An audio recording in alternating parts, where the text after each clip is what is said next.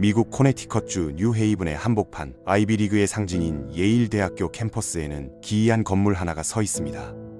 창문 하나 없이 굳게 닫힌 철문. 마치 죽은 자들을 위한 거대한 석실묘처럼 보이는 이 갈색 건물의 이름은 더 툼, 즉 무덤이라 불립니다.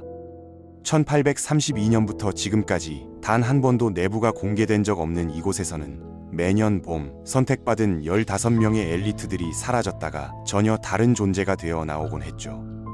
그들은 이곳에서 무엇을 보고 무엇을 맹세했을까요? 오늘 우리가 열어볼 문은 미국을 움직이는 거대한 그림자 스컬 앤 본즈의 차가운 진실입니다. 이 비밀스러운 역사는 1832년으로 거슬러 올라갑니다. 윌리엄 헌팅턴 러셀과 알폰소 테프트라는 두 청년이 주도해 만든 이 조직은 단순한 대학 사교 클럽으로 시작하지 않았습니다. 당시 러셀은 독일에서 유학하며 바이엘은 일루미나티와 같은 비밀 결사체들의 조직력과 사상에 깊이 매료되어 있었거든요. 그는 귀국 후 미국의 미래를 짊어질 지도자들을 양성한다는 명목하에 독일의 비밀 결사 방식을 그대로 본뜬 조직을 예일대 안에 심어놓게 됩니다. 그들은 스스로를 기사단이라 칭했고 자신들이 아닌 외부인을 야만인이라 부르며 철저한 선민의식 속에 갇혀 지냈던 겁니다.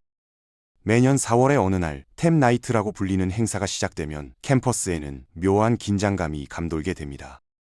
검은 정장을 입은 기존 회원들이 예일대 3학년 학생들 사이를 소리 없이 돌아다니다가 선택된 자의 어깨를 가볍게 두드리는 것으로 입단 제의가 이루어지죠. 선택받은 15명은 거절할 수 없는 유혹과 공포를 동시에 느끼며 그 창문 없는 건물, 무덤으로 향하게 됩니다. 그 안으로 들어서는 순간 그들은 이제 단순한 대학생이 아니라 미국의 권력을 쥐고 흔들 예비 지배자로서의 첫 발을 내디디게 되는 것입니다. 가장 충격적인 것은 그들이 치른다는 입단 의식의 내용입니다. 외부로 유출된 증언들에 따르면 신입 회원들은 알몸으로 관 속에 누워야만 합니다. 이는 상징적인 죽음을 의미하는데 과거의 자신을 죽이고 본즈맨이라는 새로운 인격으로 다시 태어난다는 섬뜩한 의식이었죠. 좁고 어두운 관 속에서 그들은 자신의 성적인 경험부터 가장 수치스러운 비밀까지 인생의 모든 치부를 동기들 앞에서 낱낱이 고백해야 했다고 전해집니다. 이 과정은 단순한 신고식이 아니라 서로의 약점을 공유함으로써 평생 배신할 수 없는 강력한 침묵의 카르텔을 형성하는 고도의 심리적 장치였던 셈입니다.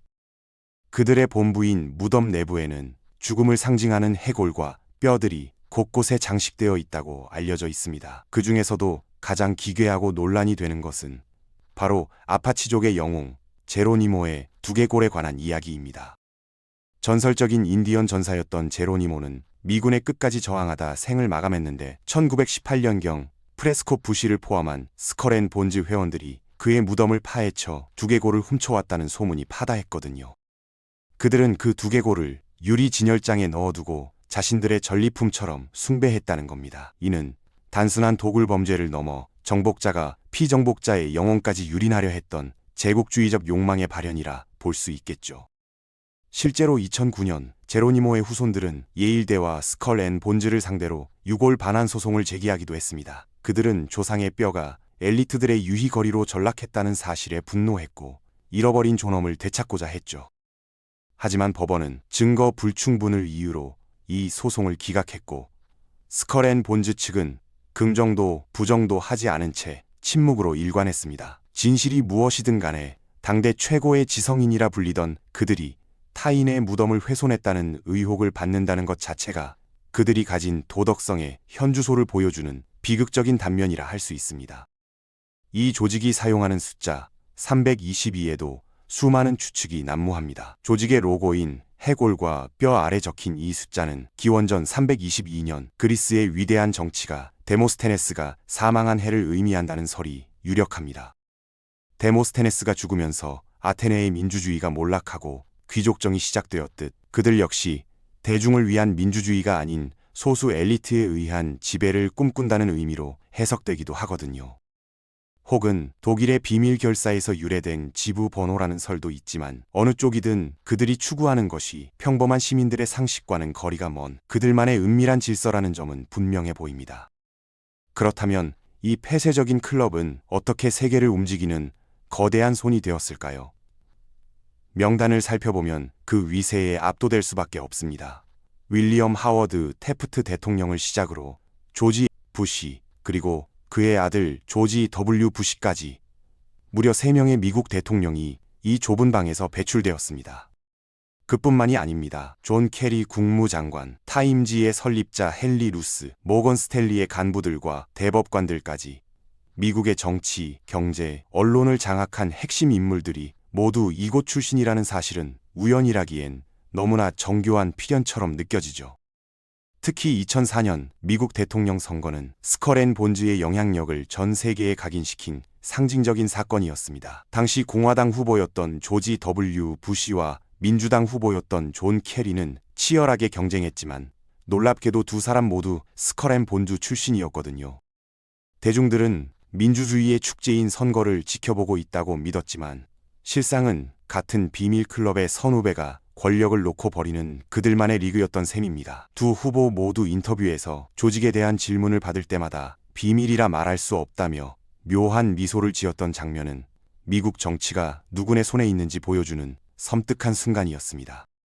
이들이 권력의 핵심으로 진입하는 과정에서 빼놓을 수 없는 것이 바로 정보기관, 특히 CIA와의 유착 관계입니다. CIA의 설립 과정에 깊이 관여했던 윌리엄 번디나 제임스 지저스 앵글턴 같은 인물들 역시 본즈맨이었고 조지 H.W. 부시는 CIA 국장을 역임하기도 했죠.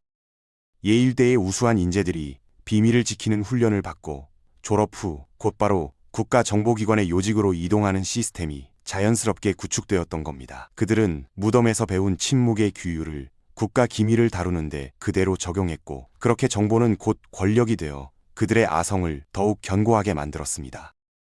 물론 시대가 변하면서 이 철옹성 같은 조직에도 균열과 변화의 바람은 불어왔습니다. 160년 동안 철저히 남성들만의 공간이었던 이곳에 1992년 처음으로 여성 회원이 입단하게 된 것이죠. 외부의 성차별 비판과 시대적 압박을 견디지 못한 결정이었지만 이것이 조직의 본질을 바꿨다고 보기는 어렵습니다.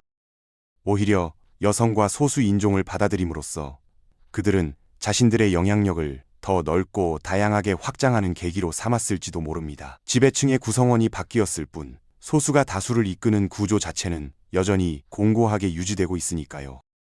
스컬 앤 본즈가 회원들에게 제공하는 가장 확실한 혜택은 바로 요람에서 무덤까지 이어지는 경제적 안정입니다. 조직에 들어서는 순간 그들은 막대한 부를 가진 선배들의 네트워크에 접속하게 되고 이는 곧 성공으로 가는 고속도로에 올라탄 것과 다름없게 됩니다. 심지어 새로운 회원이 가입할 때 자신의 재산 일부를 조직에 기부하겠다는 서약을 하기도 하는데 이는 그들이 평생토록 조직의 울타리 안에서 경제적으로 보호받는다는 것을 전제로 한 계약입니다. 자본주의 사회에서 돈과 권력의 흐름을 완벽하게 장악한 이 시스템은 그들이 실패할 수 없는 구조를 만들어낸 것이죠. 초기 설립 자금의 출처를 파고들면 이야기는 더욱 어두워집니다. 창립자 중 한 명인 윌리엄 헌팅턴 러셀의 가문은 당시 중국과의 아편 무역을 통해 막대한 부를 축적한 러셀 앤 컴퍼니와 깊은 연관이 있었습니다. 결국 수많은 사람을 중독과 파멸로 몰아넣은 아편 전쟁의 검은 돈이 오늘날 미국 엘리트 교육의 정점이라 불리는 비밀 결사의 뿌리가 되었다는 사실은 역사의 아이러니가 아닐 수 없습니다. 화려한 명예와 지성의 전당 뒤편에는 누군가의 고통을 담보로 쌓아 올린 탐욕의 탑이 존재하고 있었던 겁니다.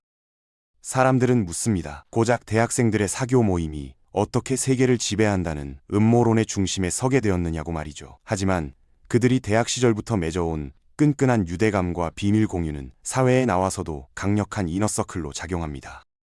월스트리트의 금융가에서, 워싱턴의 의사당에서, 그리고 랭글리의 정보기관에서 그들은 서로를 끌어주고 밀어주며 보이지 않는 거미줄처럼 얽혀 있습니다. 우리가 뉴스에서 보는 정책 결정이나 외교적 합의들이 사실은 그 창문 없는 건물 안에서 나누었던 귓속말의 연장선일지도 모른다는 의심을 거두기 힘든 이유입니다.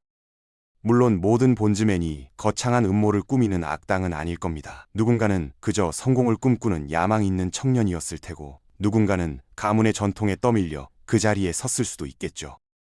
하지만 개인의 선의와는 무관하게 그들이 속한 시스템은 철저하게 엘리트의 이익을 대변하고 권력을 독점하는 방향으로 설계되어 있습니다. 대중에게는 민주주의와 평등을 외치면서도 뒤돌아서는 해골 앞에서 자신들만의 특권을 맹세하는 그 이중성이야말로 스컬 앤 본즈가 가진 가장 불길한 속성인 것입니다.